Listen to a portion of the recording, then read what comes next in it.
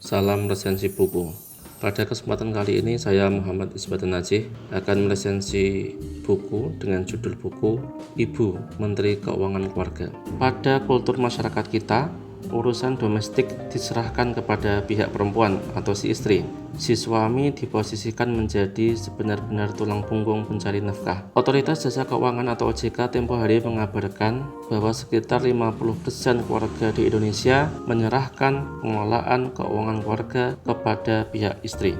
Bahkan ketika istri memutuskan keluar rumah guna bekerja, pengelolaan keuangan rumah tangga tetap menjadi domainnya. Pameo buku ini, bila suami itu adalah kepala rumah tangga, maka istri adalah lehernya. Leher mengandaikan organ yang menentukan kemana arah kepala itu bergerak. Ditambah lagi, perempuan teranggap lebih berpunya kecermatan ketimbang laki-laki. Seluk-beluk dan hal-hal mendetail rumah tangga biasanya lebih dipahaminya daripada si suami yang hampir-hampir tidak pernah di rumah saking sibuk bekerja. Tradisi patrilineal menyiratkan urusan domestik sememangnya menjadi wilayah penguasaan istri. Tapi pun begitu, ibu rumah tangga sekaligus dituntut cakap mengkalkulasi keuangan keluarga, dengan artian bila suami mengalokasikan pos belanja harian Rp200.000 misalnya, tidak diartikan harus dihabiskan semua, melainkan dengan cara cerdas dan bijak tapi bukan ngirit, si ibu rumah tangga bisa mengatur sedemikian rupa sehingga sisa uang belanja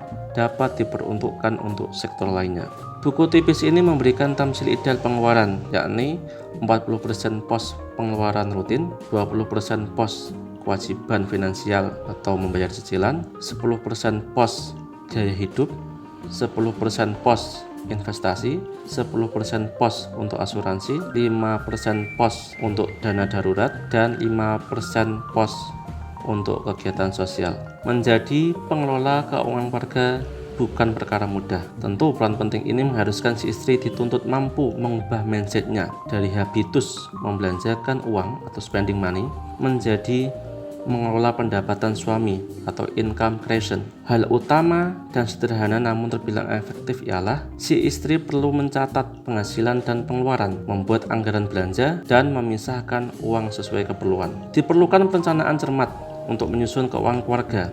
Perencanaan meliputi dua hal, yakni tujuan jangka pendek atau kebutuhan yang harus dipenuhi dalam waktu kurang dari 1 tahun, seperti melunasi kartu kredit, membeli barang elektronik, berlibur, dan membeli peralatan rumah tangga. Sedangkan tujuan jangka panjang atau yang harus dipenuhi dalam waktu lebih dari 5 tahun, antara lain untuk dana pendidikan anak atau membeli rumah. Buku ini menstimulus ibu rumah tangga untuk tidak sekadar membelanjakan duit suami yang tentu lebih bersifat konsumtif, melainkan diidealkan pula agar si istri mampu mencari cara untuk menambah nilai kekayaan demi kebutuhan dan kesejahteraan keluarga, semisal dengan siasat menabung atau berinvestasi melalui reksadana atau berasuransi, termasuk menjadi cara yang bisa diambil agar keuangan keluarga tetap stabil.